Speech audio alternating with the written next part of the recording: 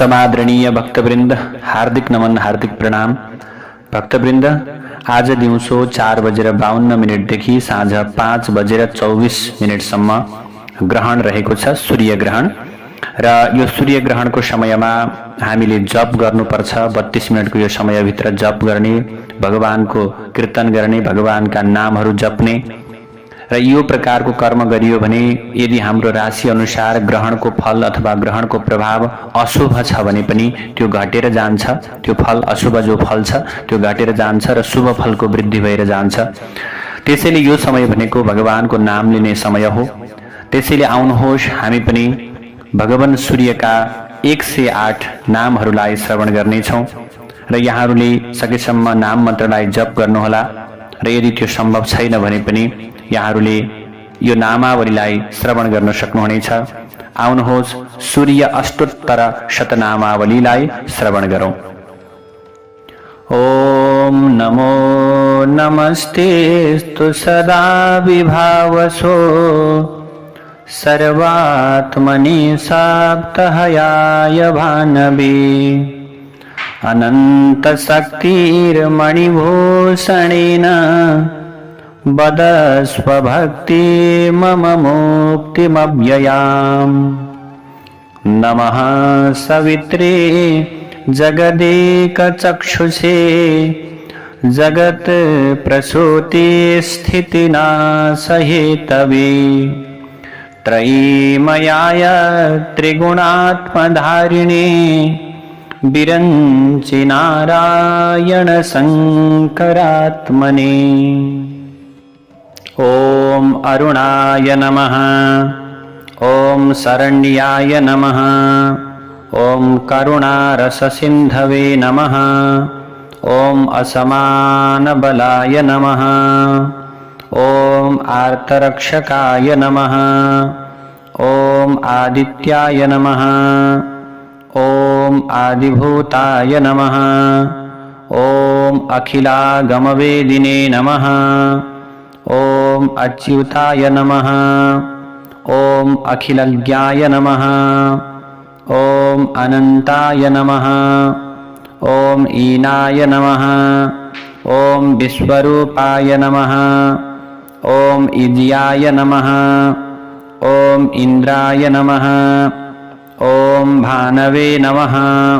ओम इंदिरा मंदिराप्ताय नमः। ओम वंदनीयाय नमः। ओम ईशाय नमः। ओम सुप्रसन्नाय नमः। ओम सुशीलाय नमः। ओम सुवर्चसे नमः। ओम वसुप्रदाय नमः। ओम वशवे नमः। ओम वासुदेवाय नमः। ओम उज्ज्वलाय नमः। ओम उग्ररूपाय नमः। ओम ऊर्ध्वगाय नमः। ओम विवस्वते नमः। ओम उदयत्किरणजालाय नमः।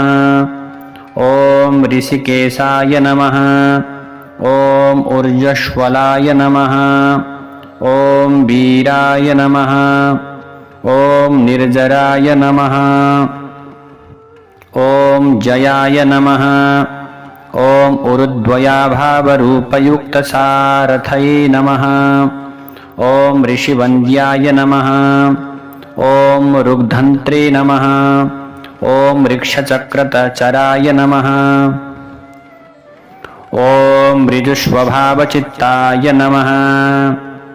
ओम नित्यस्तुत्याय नमः। ओम ऋकारमातृकावर्णरूपाय नमः। ओम उज्ज्वलतेजसे नमः। ओम वृक्षाधिनाथमित्राय नमः। ओम पुष्कराक्षाय नमः।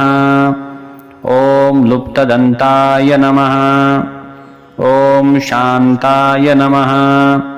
ओम कान्तिदाय नमः। ओम घनाय नमः। ओम कनत्कनकभूषाय नमः। ओम खद्युताय नमः। ओम लोनिताखिलदैत्याय नमः। ओम सत्यानन्दस्वरूपिणे नमः। ओम अपवर्गप्रदाय नमः। ॐ आर्तशरण्याय नमः। ॐ एकाकिने नमः। ॐ भगवते नमः। ॐ सृष्टिस्थित्यन्तकारिणे नमः। ॐ गुणात्मने नमः। ॐ घृणिभृते नमः। ॐ बृहते नमः। ॐ ब्रह्मणे नमः। ॐ ऐश्वर्यदाय नमः। ॐ शर्वाय नमः। ॐ हरिदश्वाय नमः। ॐ शौरये नमः। ॐ दशदिक्षं प्रकाशाय नमः। ॐ भक्तवश्याय नमः। ॐ ओजस्कराय नमः। ॐ जैने नमः। ॐ जगदानन्दहेतवे नमः। ॐ जन्ममृत्युजराव्याधिवर्जिताय नमः। ॐ उच्चस्थानसमारूढरथस्थाय नमः। ॐ असुरारये नमः। ॐ कमनीयकराय नमः। ॐ अब्जवल्लभाय नमः। ॐ अन्तर्बहिः प्रकाशाय नमः। ॐ अचिन्त्याय नमः। ॐ आत्मरूपिणे नमः। ॐ अच्युताय नमः। ॐ अमरेशाय नमः। ॐ परस्मै ज्योतिषे नमः। ॐ अहस्कराय नमः। ॐ रवये नमः। ॐ हरये नमः। ॐ परमात्मने नमः। ॐ तरुणाय नमः। ॐ वरेण्याय नमः। ॐ ग्रहाणां पतये नमः। ॐ भास्कराय नमः। ॐ आदिमध्यान्तरहिताय नमः। ॐ सौख्यप्रदाय नमः। ॐ सकलजगतां पतये नमः। ॐ सूर्याय नमः। ॐ कवये नमः। ॐ नारायणाय नमः। ॐ परेशाय नमः। ॐ तेजोरूपाय नमः। ॐ श्रीं हिरण्यगर्भाय नमः। ॐ ह्रीं सम्पत्कराय नमः। ॐ ऐं इष्टार्थदाय नमः। ॐ अनुप्रसन्नाय नमः। ॐ श्रीमते नमः। ॐ श्रेयसे नमः। ॐ भक्तकोटिसौख्यप्रदायिने नमः। ॐ निखिलागमवेद्याय नमः। ॐ नित्यानन्दाय नमः। ॐ सूर्याय नमः। ॐ सूर्याय नमः। ॐ घृणिसूर्याय नमः। अब आउनुहोस् सूर्याष्टकम यो मन्त्रलाई श्रवण गरौँ। ॐ आदिदेव नमस्तुभ्यं प्रसीद मम भास्कर। दिवाकर नमस्तुभ्यं प्रभाकर नमोऽस्तु ते। सप्ताश्वरथमारूढं प्रचण्डं कश्यपात्मजं श्वेतपद्मधरं देवं तं सूर्यं प्रणमाम्यहम्। लोहितं रथमारूढं सर्वलोकपितामहं महापापहरं देवं तं सूर्यं प्रणमाम्यहम्। त्रैगुण्यं च महासूरं ब्रह्मविष्णु महेश्वरं महापापहरं देवं तं सूर्यं प्रणमाम्यहम्। बृंहीतं तेजः पुञ्जं च वायुम् आकाशमेव च प्रभुं च सर्वलोकानां तं सूर्यं प्रणमाम्यहम्। बन्धूकपुष्पशङ्कासं हारकुण्डलभूषितम् एकचक्रधरं देवं तं सूर्यं प्रणमाम्यहम्। तं सूर्यं जगत्कर्तारं महातेजः प्रदीपनं महापापहरं देवं तं सूर्यं प्रणमाम्यहम्। तं सूर्यं जगतां नाथं ज्ञानविज्ञानमोक्षदं महापापहरं देवं तं सूर्यं प्रणमाम्यहम्। ॐ श्री शिवप्रोक्तं सूर्याष्टकं सम्पूर्णम्। ॐ नमः सवित्रे जगदेकचक्षुषे जगत्प्रसूते स्थितिनाशहेतवे त्रयीमयाय त्रिगुणात्मधारिणे विरञ्चि नारायण शङ्करात्मने ॐ घृणिसूर्याय नमः। ॐ घृणिसूर्याय नमः। समादरणीय भक्तवृन्द, हार्दिक नमन, हार्दिक प्रणाम। भक्तवृन्द, आज दिउँसो 4:52 देखि साँझ 5:24 सम्म ग्रहण रहेको छ, सूर्य ग्रहण। र यो सूर्य ग्रहणको समयमा हामीले जप गर्नुपर्छ। 32 मिनटको यो समयभित्र जप गर्ने, भगवानको कीर्तन गर्ने, भगवानका नामहरू जप्ने र यो प्रकारको कर्म गरियो भने यदि हाम्रो राशि अनुसार ग्रहणको फल अथवा ग्रहणको प्रभाव अशुभ छ भने पनि त्यो घटेर जान्छ। त्यो फल, अशुभ जो फल छ त्यो घटेर जान्छ र शुभ फलको वृद्धि भएर जान्छ। त्यसैले यो समय भनेको भगवानको नाम लिने समय हो।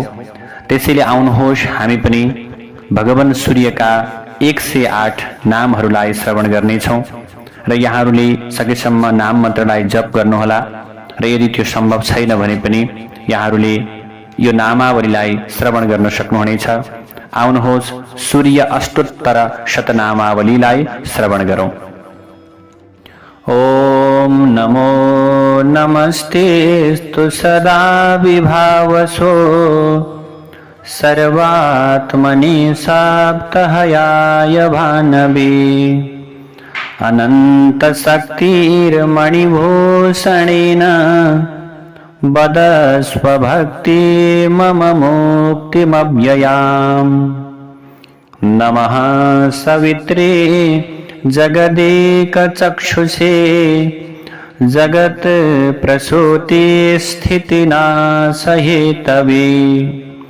त्रयीमयाय त्रिगुणात्मधारिणे विरञ्चि नारायण शङ्करात्मने। ॐ अरुणाय नमः। ॐ शरण्याय नमः। ॐ करुणारससिन्धवे नमः। ॐ असमानबलाय नमः। ॐ आर्तरक्षकाय नमः। ॐ आदित्याय नमः। ॐ आदिभूताय नमः। ॐ अखिलागमवेदिने नमः। ॐ अच्युताय नमः। ॐ अखिलज्ञाय नमः। ॐ अनन्ताय नमः। ॐ ईनाय नमः। ॐ विश्वरूपाय नमः। ॐ इन्द्रियाय नमः। ॐ इन्द्राय नमः। ॐ भानवे नमः। ॐ इन्दिरामन्दिराप्ताय नमः। ॐ वन्दनीयाय नमः। ॐ ईशाय नमः। ॐ सुप्रसन्नाय नमः। ॐ सुशीलाय नमः। ॐ सुवर्चसे नमः। ॐ वसुप्रदाय नमः। ॐ वशवे नमः। ॐ वासुदेवाय नमः। ॐ उज्ज्वलाय नमः। ॐ उग्ररूपाय नमः। ॐ ऊर्ध्वगाय नमः। ॐ विवस्वते नमः। ॐ उदयत्किरणजालाय नमः। ॐ ऋषिकेशाय नमः। ॐ ऊर्जस्वलाय नमः। ॐ वीराय नमः। ॐ निर्जराय नमः। ॐ जयाय नमः। ॐ उरुद्वयाभावरूपयुक्तसारथये नमः। ॐ ऋषिवन्द्याय नमः। ॐ ऋग्धन्त्रे नमः। ॐ ऋक्षचक्रतचराय नमः। ॐ ऋजुस्वभावचित्ताय नमः। ॐ नित्यस्तुत्याय नमः। ॐ ऋकारमातृकावर्णरूपाय नमः। ॐ उज्ज्वलतेजसे नमः। ॐ वृक्षाधिनाथमित्राय नमः। ॐ पुष्कराक्षाय नमः। ॐ लुप्तदन्ताय नमः। ॐ शान्ताय नमः। ॐ कान्तिदाय नमः। ॐ घनाय नमः। ॐ कनत्कनकभूषाय नमः। ॐ खद्युताय नमः। ॐ लोनिताखिलदैत्याय नमः। ॐ सत्यानन्दस्वरूपिणे नमः। ॐ अपवर्गप्रदाय नमः। ॐ आर्तशरण्याय नमः। ॐ एकाकिने नमः। ॐ भगवते नमः। ॐ सृष्टिस्थित्यन्तकारिणे नमः। ॐ गुणात्मने नमः। ॐ घृणिभृते नमः। ॐ बृहते नमः। ॐ ब्रह्मणे नमः।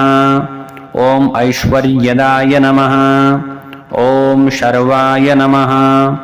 ॐ हरिदश्वाय नमः। ॐ शौरये नमः। ॐ दशदिक्षं प्रकाशाय नमः। ॐ भक्तवश्याय नमः। ॐ ओजस्कराय नमः। ॐ जैने नमः।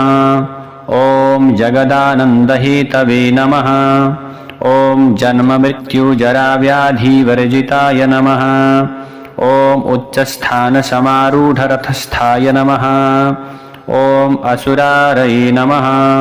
ॐ कमनीयकराय नमः। ॐ अब्जवल्लभाय नमः। ॐ अन्तर्बहिः प्रकाशाय नमः। ॐ अचिन्त्याय नमः। ॐ आत्मरूपिणे नमः। ॐ अच्युताय नमः। ॐ अमरेशाय नमः। ॐ परस्मै ज्योतिषे नमः। ॐ अहस्कराय नमः। ॐ रवये नमः। ॐ हरये नमः। ॐ परमात्मने नमः। ॐ तरुणाय नमः। ॐ वरेण्याय नमः। ॐ ग्रहाणां पतये नमः। ॐ भास्कराय नमः। ॐ आदिमध्यान्तरहिताय नमः। ॐ सौख्यप्रदाय नमः। ॐ सकलजगतां पतये नमः। ॐ सूर्याय नमः। ॐ कवये नमः। ॐ नारायणाय नमः। ॐ परेशाय नमः। ॐ तेजोरूपाय नमः। ॐ श्रीं हिरण्यगर्भाय नमः। ॐ ह्रीं सम्पत्कराय नमः। ॐ ऐं इष्टार्थदाय नमः। ॐ अनुप्रसन्नाय नमः। ॐ श्रीमते नमः। ॐ श्रेयसे नमः। ॐ भक्तकोटिसौख्यप्रदायिने नमः। ॐ निखिलागमविद्याय नमः। ॐ नित्यानन्दाय नमः। ॐ सूर्याय नमः। ॐ सूर्याय नमः। ॐ घृणिसूर्याय नमः। अब आउनुहोस् सूर्याष्टकम यो मन्त्रलाई श्रवण गरौँ। ॐ आदिदेव नमस्तुभ्यं प्रसीद मम भास्कर। दिवाकर नमस्तुभ्यं प्रभाकर नमोऽस्तु ते। सप्ताश्वरथमारूढं प्रचण्डं कश्यपात्मजं श्वेतपद्मधरं देवं तं सूर्यं प्रणमाम्यहम्। लोहितं रथमारूढं सर्वलोकपितामहं महापापहरं देवं तं सूर्यं प्रणमाम्यहम्। त्रैगुण्यं च महासूरं ब्रह्मविष्णु महेश्वरं महापापहरं देवं तं सूर्यं प्रणमाम्यहम्। बृंहीतं तेजः पुञ्जं च वायुम् आकाशमेव च प्रभुं च सर्वलोकानां तं सूर्यं प्रणमाम्यहम्। बन्धूकपुष्पशङ्कासं हारकुण्डलभूषितम् एकचक्रधरं देवं तं सूर्यं प्रणमाम्यहम्। तं सूर्यं जगत्कर्तारं महातेजः प्रदीपनं महापापहरं देवं तं सूर्यं प्रणमाम्यहम्। तं सूर्यं जगतां नाथं ज्ञानविज्ञानमोक्षदं महापापहरं देवं तं सूर्यं प्रणमाम्यहम्। ॐ श्री शिवप्रोक्तं सूर्याष्टकं सम्पूर्णम्। ॐ नमः सवित्रे जगदेकचक्षुषे जगत्प्रसूते स्थितिनाशहेतवे त्रयीमयाय त्रिगुणात्मधारिणे विरञ्चिनारायण शङ्करात्मने। ॐ घृणिसूर्याय नमः। ॐ घृणिसूर्याय नमः। समादरणीय भक्तवृन्द, हार्दिक नमन, हार्दिक प्रणाम। भक्तवृन्द, आज दिउँसो 4:52 देखि साँझ 5:24 सम्म ग्रहण रहेको छ, सूर्य ग्रहण। र यो सूर्य ग्रहणको समयमा हामीले जप गर्नुपर्छ। 32 मिनटको यो समयभित्र जप गर्ने, भगवानको कीर्तन गर्ने, भगवानका नामहरू जप्ने र यो प्रकारको कर्म गरियो भने यदि हाम्रो राशि अनुसार ग्रहणको फल अथवा ग्रहणको प्रभाव अशुभ छ भने पनि त्यो घटेर जान्छ। त्यो फल, अशुभ जो फल छ त्यो घटेर जान्छ र शुभ फलको वृद्धि भएर जान्छ। त्यसैले यो समय भनेको भगवानको नाम लिने समय हो। त्यसैले आउनुहोस् हामी पनि भगवान सूर्यका 108 नामहरूलाई श्रवण गर्नेछौँ र यहाँहरूले सकेसम्म नाम मन्त्रलाई जप गर्नुहोला। र यदि त्यो सम्भव छैन भने पनि यहाँहरूले यो नामावलीलाई श्रवण गर्न सक्नुहुनेछ। आउनुहोस् सूर्य अष्टोत्तर शतनामावलीलाई श्रवण गरौँ। ॐ नमो नमस्तेस्तु सदा विभावसो सर्वात्मनि साप्तहयाय भानवे अनन्तशक्तिर्मणिभूषणेन वदस्व भक्ति मम मुक्तिमव्ययाम्। नमः सवित्रे जगदेकचक्षुषे जगत् प्रसूते स्थितिनाशहेतवे त्रयीमयाय त्रिगुणात्मधारिणे विरञ्चिनारायण शङ्करात्मने। ॐ अरुणाय नमः। ॐ शरण्याय नमः। ॐ करुणारससिन्धवे नमः। ॐ असमानबलाय नमः। ॐ आर्तरक्षकाय नमः। ॐ आदित्याय नमः। ॐ आदिभूताय नमः। ॐ अखिलागमवेदिने नमः। ॐ अच्युताय नमः। ॐ अखिलज्ञाय नमः। ॐ अनन्ताय नमः। ॐ ईनाय नमः। ॐ विश्वरूपाय नमः। ॐ इन्द्रियाय नमः। ॐ इन्द्राय नमः। ॐ भानवे नमः। ॐ इन्दिरामन्दिराप्ताय नमः। ॐ वन्दनीयाय नमः। ॐ ईशाय नमः। ॐ सुप्रसन्नाय नमः। ॐ सुशीलाय नमः। ॐ सुवर्चसे नमः। ॐ वसुप्रदाय नमः। ॐ वशवे नमः। ॐ वासुदेवाय नमः। ॐ उज्ज्वलाय नमः। ॐ उग्ररूपाय नमः। ॐ ऊर्ध्वगाय नमः। ॐ विवस्वते नमः। ॐ उदयत्किरणजालाय नमः। ॐ ऋषिकेशाय नमः। ॐ ऊर्जस्वलाय नमः। ॐ वीराय नमः। ॐ निर्जराय नमः। ॐ जयाय नमः। ॐ उरुद्वयाभावरूपयुक्तसारथये नमः। ॐ ऋषिवन्द्याय नमः। ॐ ऋग्धन्त्रे नमः। ॐ ऋक्षचक्रतचराय नमः। ॐ ऋजुस्वभावचित्ताय नमः। ॐ नित्यस्तुत्याय नमः। ॐ ऋकारमातृकावर्णरूपाय नमः। ॐ उज्ज्वलतेजसे नमः। ॐ वृक्षाधिनाथमित्राय नमः। ॐ पुष्कराख्याय नमः। ॐ लुप्तदन्ताय नमः। ॐ शान्ताय नमः। ॐ कान्तिदाय नमः। ॐ घनाय नमः। ॐ कनत्कनकभूषाय नमः। ॐ खद्युताय नमः। ॐ लोनिताखिलदैत्याय नमः। ॐ सत्यानन्दस्वरूपिणे नमः। ॐ अपवर्गप्रदाय नमः। ॐ आर्तशरण्याय नमः। ॐ एकाकिने नमः। ॐ भगवते नमः। ॐ सृष्टिस्थित्यन्तकारिणे नमः। ॐ गुणात्मने नमः। ॐ घृणिभृते नमः। ॐ बृहते नमः। ॐ ब्रह्मणे नमः। ॐ ऐश्वर्यदाय नमः। ॐ शर्वाय नमः। ॐ हरिदश्वाय नमः। ॐ शौरये नमः।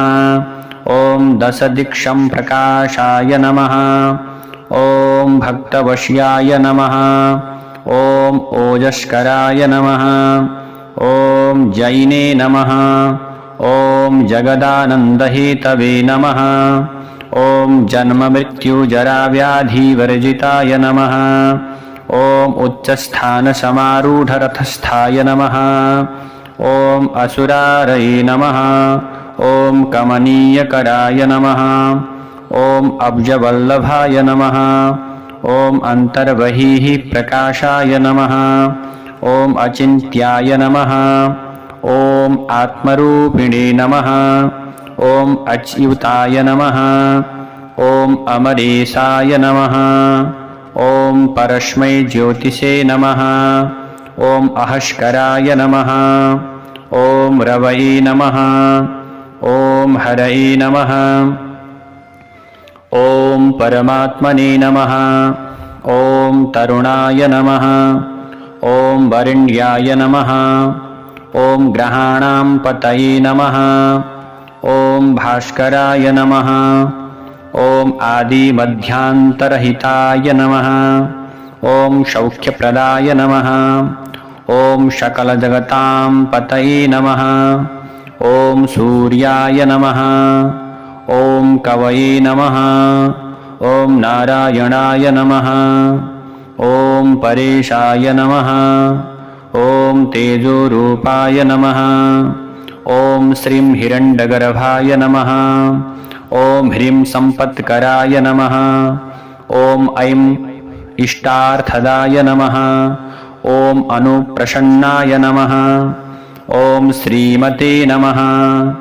ॐ श्रेयसे नमः। ॐ भक्तकोटिसौख्यप्रदायिने नमः। ॐ निखिलागमविद्याय नमः। ॐ नित्यानन्दाय नमः। ॐ सूर्याय नमः। ॐ सूर्याय नमः। ॐ घृणिसूर्याय नमः। अब आउनुहोस् सूर्याष्टकम यो मन्त्रलाई श्रवण गरौँ। ॐ आदिदेव नमस्तुभ्यं प्रसीद मम भास्कर। दिवाकर नमस्तुभ्यं प्रभाकर नमोऽस्तु ते। सप्ताश्वरथमारूढं प्रचण्डं कश्यपात्मजं श्वेतपद्मधरं देवं तं सूर्यं प्रणमाम्यहम्। लोहितं रथमारूढं सर्वलोकपितामहं महापापहरं देवं तं सूर्यं प्रणमाम्यहम्। त्रैगुण्यं च महासूरं ब्रह्मविष्णु महेश्वरं महापापहरं देवं तं सूर्यं प्रणमाम्यहम्। बृंहीतं तेजः पुञ्जं च वायुम् आकाशमेव च प्रभुं च सर्वलोकानां तं सूर्यं प्रणमाम्यहम्। बन्धूकपुष्पशङ्कासं हारकुण्डलभूषितम् एकचक्रधरं देवं तं सूर्यं प्रणमाम्यहम्। तं सूर्यं जगत्कर्तारं महातेजः प्रदीपनं महापापहरं देवं तं सूर्यं प्रणमाम्यहं। तं सूर्यं जगतां नाथं ज्ञानविज्ञानमोक्षदं महापापहरं देवं तं सूर्यं प्रणमाम्यहम्। ॐ श्री शिवप्रोक्तं सूर्याष्टकं सम्पूर्णम्। ॐ नमः सवित्रे जगदेकचक्षुषे जगत्प्रसूते स्थितिनाशहेतवे त्रयीमयाय त्रिगुणात्मधारिणे विरञ्चि नारायण शङ्करात्मने। ॐ घृणिसूर्याय नमः। ॐ घृणिसूर्याय नमः। समादरणीय भक्तवृन्द, हार्दिक नमन, हार्दिक प्रणाम। भक्तवृन्द, आज दिउँसो 4:52 देखि साँझ 5:24 सम्म ग्रहण रहेको छ, सूर्य ग्रहण। र यो सूर्य ग्रहणको समयमा हामीले जप गर्नुपर्छ। 32 मिनटको यो समयभित्र जप गर्ने, भगवानको कीर्तन गर्ने, भगवानका नामहरू जप्ने र यो प्रकारको कर्म गरियो भने यदि हाम्रो राशि अनुसार ग्रहणको फल अथवा ग्रहणको प्रभाव अशुभ छ भने पनि त्यो घटेर जान्छ। त्यो फल, अशुभ जो फल छ त्यो घटेर जान्छ र शुभ फलको वृद्धि भएर जान्छ। त्यसैले यो समय भनेको भगवानको नाम लिने समय हो।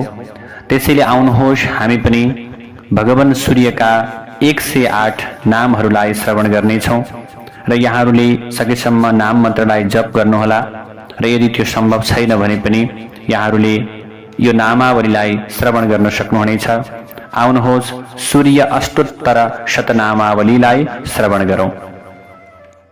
ॐ नमो नमस्तेस्तु सदा विभावसो सर्वात्मनि साप्तहयाय भानवे अनन्तशक्तिर्मणिभूषणेन वदस्व भक्ति मम मुक्तिमव्ययाम्।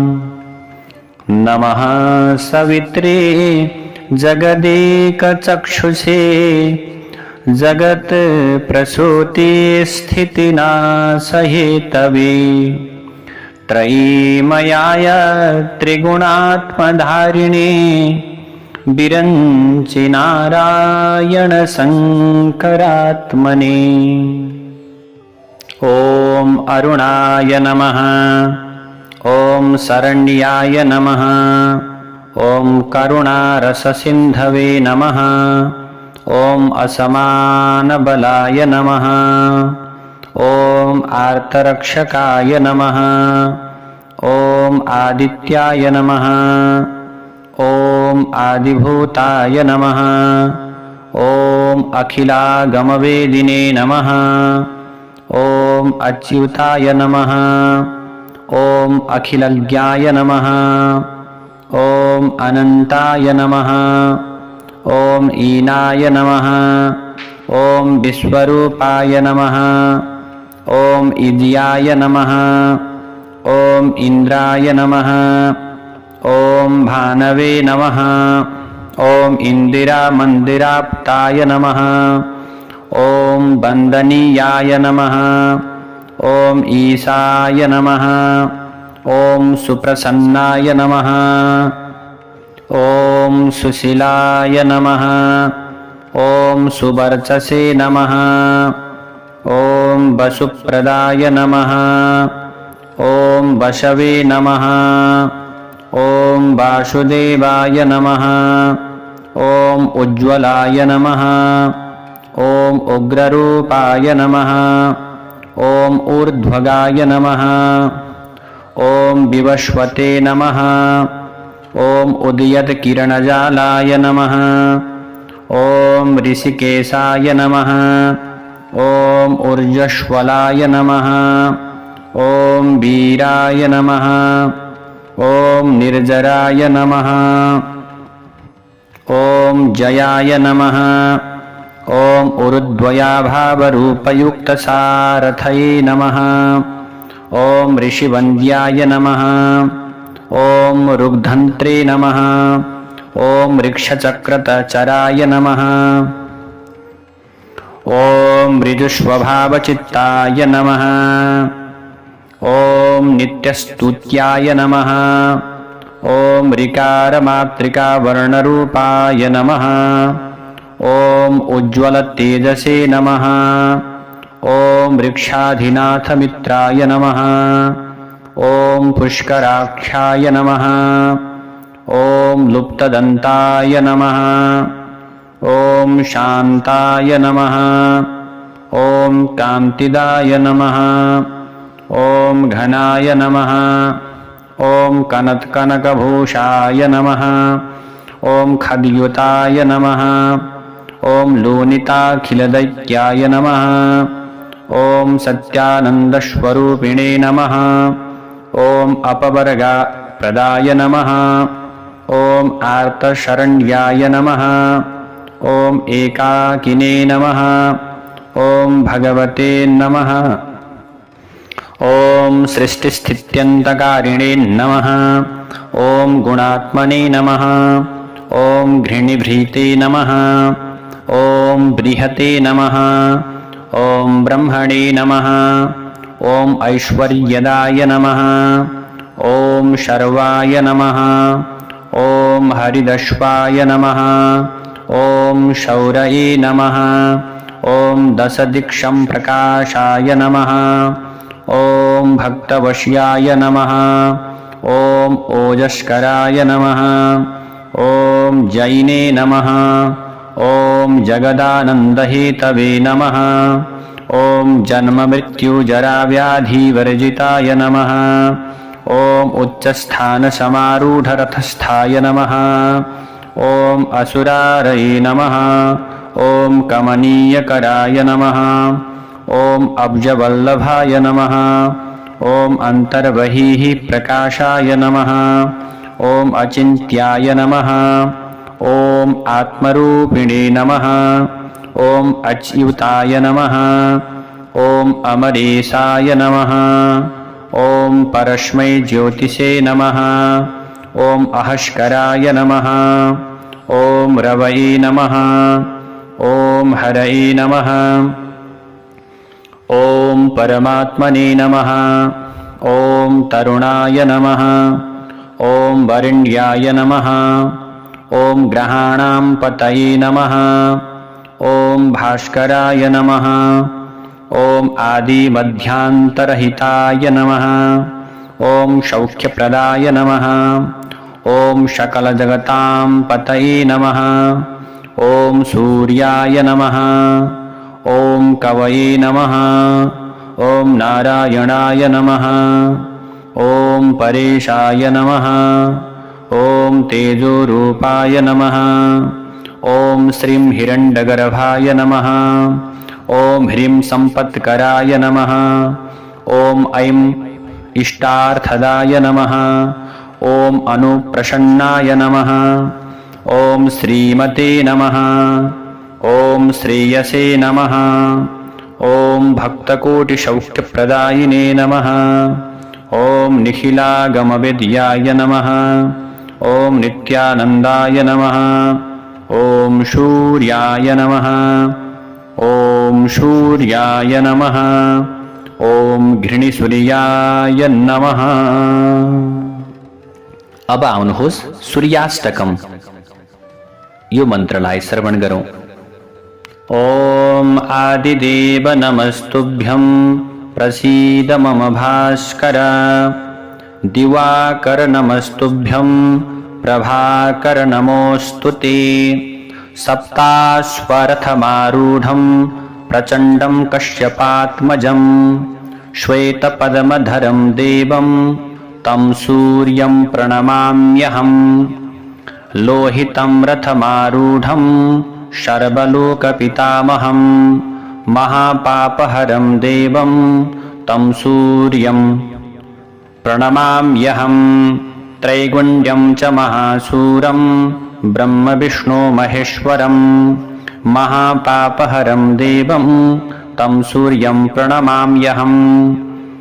बृंहीतं तेजः पुञ्जं च वायुम् आकाशमेव च प्रभुं च सर्वलोकानां तं सूर्यं प्रणमाम्यहम् बन्धूकपुष्पशङ्कासं हारकुण्डलभूषितम् एकचक्रधरं देवं तं सूर्यं प्रणमाम्यहम् तं सूर्यं जगत्कर्तारं महातेजः प्रदीपनम् महापापहरं देवं तं सूर्यं प्रणमाम्यहम् तं सूर्यं जगतां नाथं ज्ञानविज्ञानमोक्षदं महापापहरं देवं तं सूर्यं प्रणमाम्यहम् ॐ श्री शिवप्रोक्तं सूर्याष्टकं सम्पूर्णम्।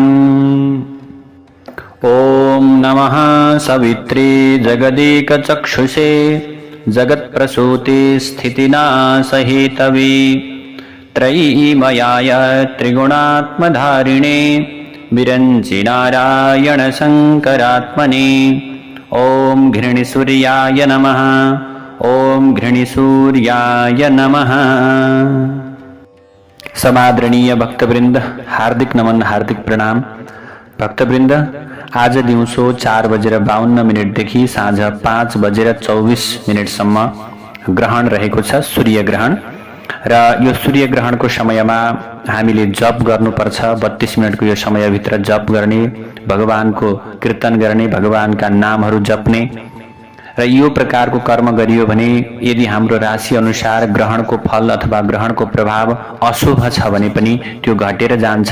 त्यो फल, अशुभ जो फल छ त्यो घटेर जान्छ र शुभ फलको वृद्धि भएर जान्छ। त्यसैले यो समय भनेको भगवानको नाम लिने समय हो। त्यसैले आउनुहोस् हामी पनि भगवान सूर्यका 108 नामहरूलाई श्रवण गर्नेछौँ र यहाँहरूले सकेसम्म नाम मन्त्रलाई जप गर्नुहोला। र यदि त्यो सम्भव छैन भने पनि यहाँहरूले यो नामावलीलाई श्रवण गर्न सक्नुहुनेछ। आउनुहोस् सूर्य अष्टोत्तर शतनामावलीलाई श्रवण गरौँ। ॐ नमो नमस्तेस्तु सदा विभावसो सर्वात्मनि साप्तहयाय भानवे अनन्तशक्तिर्मणिभूषणेन वदस्व भक्ति मम मुक्तिमव्ययाम्। नमः सवित्रे जगदेकचक्षुषे जगत् प्रसूते स्थितिनाशहेतवे त्रयीमयाय त्रिगुणात्मधारिणे विरञ्चिनारायणशङ्करात्मने ॐ अरुणाय नमः। ॐ शरण्याय नमः। ॐ करुणारससिन्धवे नमः। ॐ असमानबलाय नमः। ॐ आर्तरक्षकाय नमः। ॐ आदित्याय नमः। ॐ आदिभूताय नमः। ॐ अखिलागमवेदिने नमः। ॐ अच्युताय नमः। ॐ अखिलज्ञाय नमः। ॐ अनन्ताय नमः। ॐ ईनाय नमः। ॐ विश्वरूपाय नमः। ॐ इज्याय नमः। ॐ इन्द्राय नमः। ॐ भानवे नमः। ॐ इन्दिरामन्दिराप्ताय नमः। ॐ वन्दनीयाय नमः। ॐ ईशाय नमः। ॐ सुप्रसन्नाय नमः। ॐ सुशीलाय नमः। ॐ सुवर्चसे नमः। ॐ वसुप्रदाय नमः। ॐ वशवे नमः। ॐ वासुदेवाय नमः। ॐ उज्ज्वलाय नमः। ॐ उग्ररूपाय नमः। ॐ ऊर्ध्वगाय नमः। ॐ विवस्वते नमः। ॐ उदयत्किरणजालाय नमः। ॐ ऋषिकेशाय नमः। ॐ ऊर्जस्वलाय नमः। ॐ वीराय नमः। ॐ निर्जराय नमः। ॐ जयाय नमः। ॐ उरुद्वयाभावरूपयुक्तसारथये नमः। ॐ ऋषिवन्द्याय नमः। ॐ ऋग्धन्त्रे नमः। ॐ ऋक्षचक्रतचराय नमः। ॐ ऋजुष्वभावचित्ताय नमः। ॐ नित्यस्तुत्याय नमः। ॐ ऋकारमातृकावर्णरूपाय नमः। ॐ उज्ज्वलतेजसे नमः। ॐ वृक्षाधिनाथमित्राय नमः। ॐ पुष्कराख्याय नमः। ॐ लुप्तदन्ताय नमः। ॐ शान्ताय नमः। ॐ कान्तिदाय नमः। ॐ घनाय नमः। ॐ कनत्कनकभूषाय नमः। ॐ खद्युताय नमः। ॐ लोनिताखिलदैत्याय नमः। ॐ सत्यानन्दस्वरूपिणे नमः। ॐ अपवर्गप्रदाय नमः। ॐ आर्तशरण्याय नमः। ॐ एकाकिने नमः। ॐ भगवते नमः। ॐ सृष्टिस्थित्यन्तकारिणे नमः। ॐ गुणात्मने नमः। ॐ घृणिभृते नमः। ॐ बृहते नमः। ॐ ब्रह्मणे नमः। ॐ ऐश्वर्यदाय नमः। ॐ शर्वाय नमः। ॐ हरिदश्वाय नमः। ॐ शौरये नमः। ॐ दशदिक्षं प्रकाशाय नमः। ॐ भक्तवश्याय नमः। ॐ ओजस्कराय नमः। ॐ जैने नमः। ॐ जगदानन्दहेतवे नमः। ॐ जन्ममृत्युजराव्याधिवर्जिताय नमः। ॐ उच्चस्थानसमारूढरथस्थाय नमः। ॐ असुरारये नमः। ॐ कमनीयकराय नमः। ॐ अब्जवल्लभाय नमः। ॐ अन्तर्बहिः प्रकाशाय नमः। ॐ अचिन्त्याय नमः। ॐ आत्मरूपिणे नमः। ॐ अच्युताय नमः। ॐ अमरेशाय नमः। ॐ परस्मै ज्योतिषे नमः। ॐ अहस्कराय नमः। ॐ रवये नमः। ॐ हरये नमः। ॐ परमात्मने नमः। ॐ तरुणाय नमः। ॐ वरेण्याय नमः। ॐ ग्रहाणां पतये नमः। ॐ भास्कराय नमः। ॐ आदिमध्यान्तरहिताय नमः। ॐ सौख्यप्रदाय नमः। ॐ सकलजगतां पतये नमः। ॐ सूर्याय नमः। ॐ कवये नमः। ॐ नारायणाय नमः। ॐ परेशाय नमः। ॐ तेजोरूपाय नमः। ॐ श्रीं हिरण्यगर्भाय नमः। ॐ ह्रीं सम्पत्कराय नमः। ॐ ऐं इष्टार्थदाय नमः। ॐ अनुप्रसन्नाय नमः। ॐ श्रीमते नमः। ॐ श्रेयसे नमः। ॐ भक्तकोटिसौख्यप्रदायिने नमः। ॐ निखिलागमविद्याय नमः। ॐ नित्यानन्दाय नमः। ॐ सूर्याय नमः। ॐ सूर्याय नमः। ॐ घृणिसूर्याय नमः। अब आउनुहोस् सूर्याष्टकम यो मन्त्रलाई श्रवण गरौँ। ॐ आदिदेव नमस्तुभ्यं प्रसीद मम भास्कर। दिवाकर नमस्तुभ्यं प्रभाकर नमोऽस्तु ते। सप्ताश्वरथमारूढं प्रचण्डं कश्यपात्मजं श्वेतपद्मधरं देवं तं सूर्यं प्रणमाम्यहम्। लोहितं रथमारूढं सर्वलोकपितामहं महापापहरं देवं तं सूर्यं प्रणमाम्यहम्।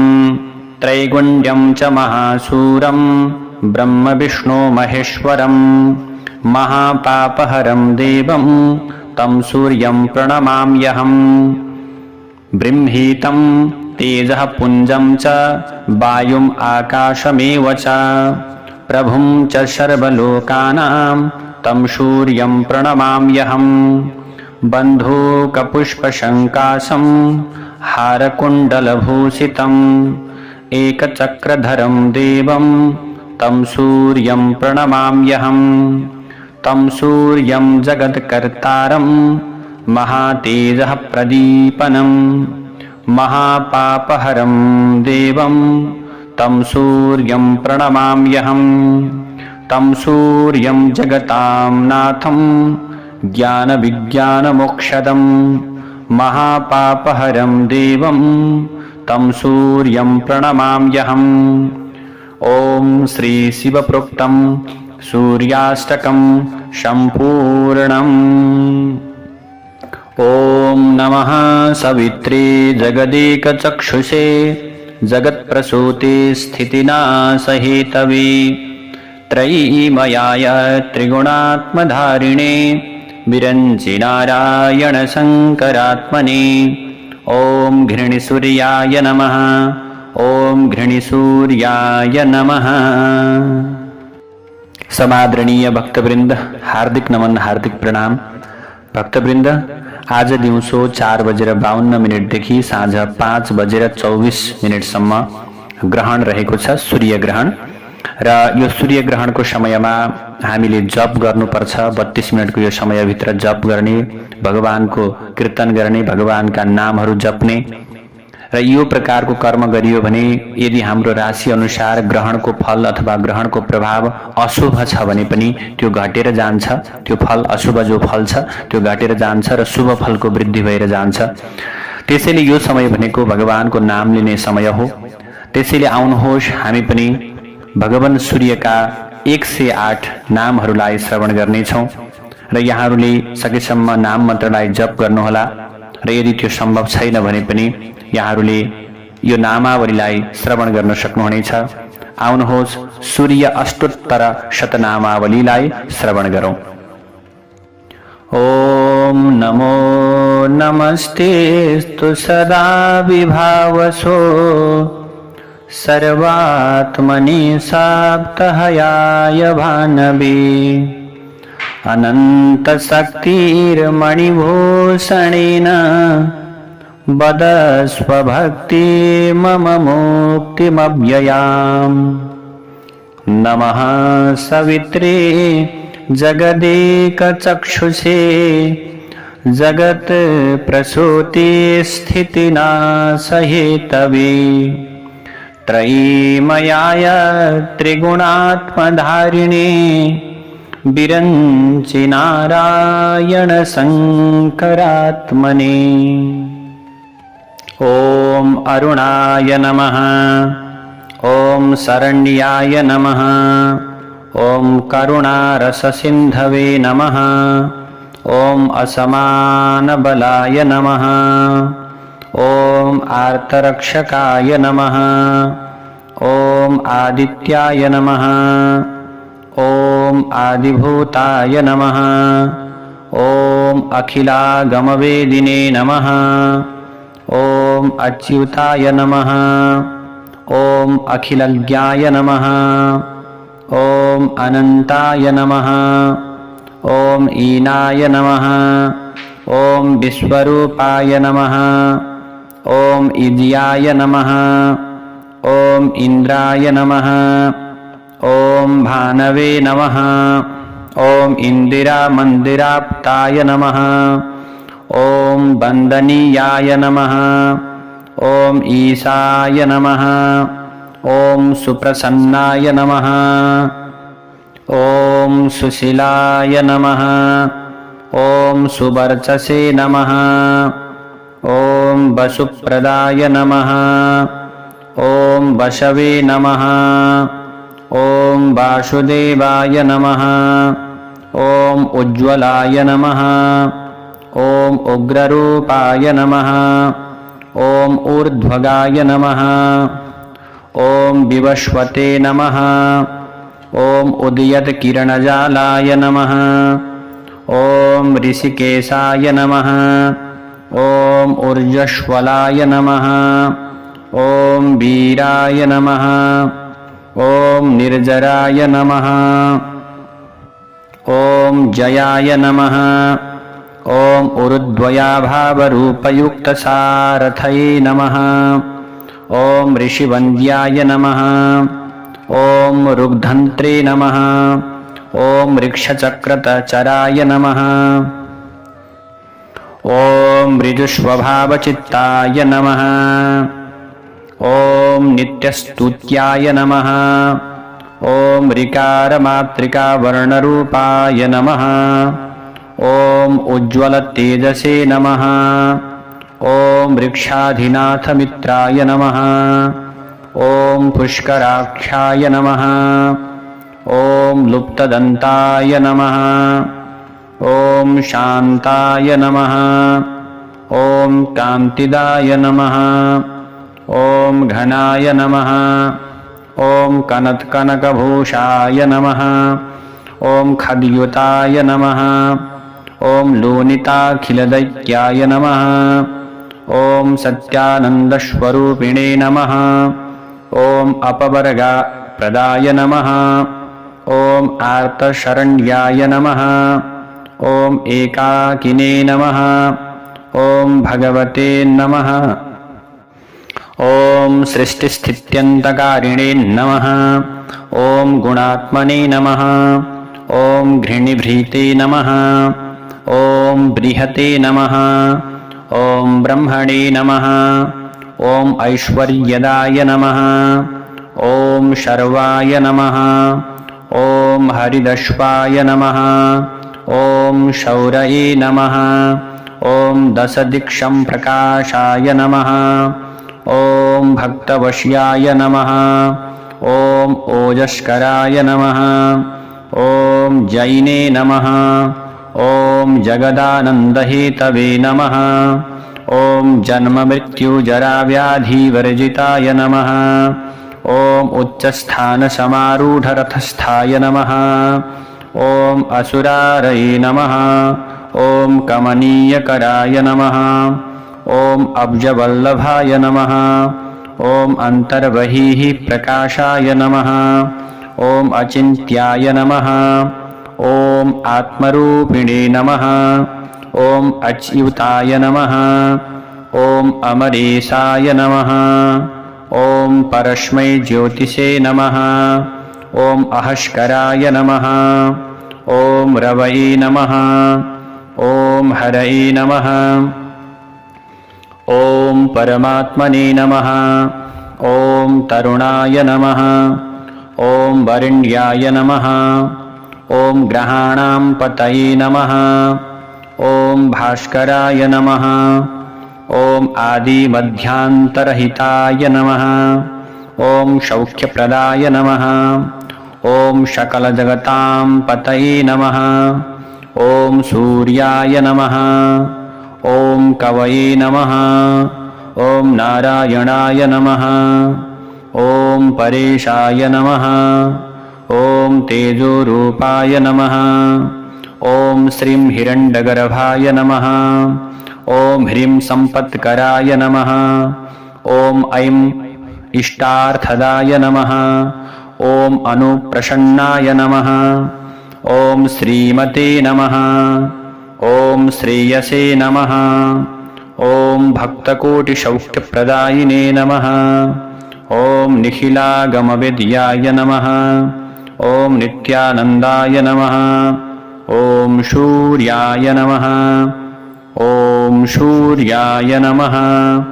ॐ घृणिसूर्याय नमः। अब आउनुहोस् सूर्याष्टकम यो मन्त्रलाई श्रवण गरौँ। ॐ आदिदेव नमस्तुभ्यं प्रसीद मम भास्कर। दिवाकर नमस्तुभ्यं प्रभाकर नमोऽस्तु ते। सप्ताश्वरथमारूढं प्रचण्डं कश्यपात्मजं श्वेतपद्मधरं देवं तं सूर्यं प्रणमाम्यहम्। लोहितं रथमारूढं शर्वलोकपितामहं महापापहरं देवं तं सूर्यं प्रणमाम्यहम्। त्रैगुण्यं च महासूरं ब्रह्मविष्णो महेश्वरं महापापहरं देवं तं सूर्यं प्रणमाम्यहम्। बृंहीतं तेजः पुञ्जं च वायुम् आकाशमेव च प्रभुं च सर्वलोकानां तं सूर्यं प्रणमाम्यहम्। बन्धूकपुष्पशङ्कासं हारकुण्डलभूषितम् एकचक्रधरं देवं तं सूर्यं प्रणमाम्यहम्। तं सूर्यं जगत्कर्तारं महातेजः प्रदीपनं महापापहरं देवं तं सूर्यं प्रणमाम्यहम्। तं सूर्यं जगतां नाथं ज्ञानविज्ञानमोक्षदं महापापहरं देवं तं सूर्यं प्रणमाम्यहम्। ॐ श्री शिवप्रोक्तं सूर्याष्टकं सम्पूर्णम्। ॐ नमः सवित्रे जगदेकचक्षुषे जगत्प्रसूते स्थितिनाशहेतवे त्रयीमयाय त्रिगुणात्मधारिणे विरञ्चि नारायणशङ्करात्मने। ॐ घृणिसूर्याय नमः। ॐ घृणिसूर्याय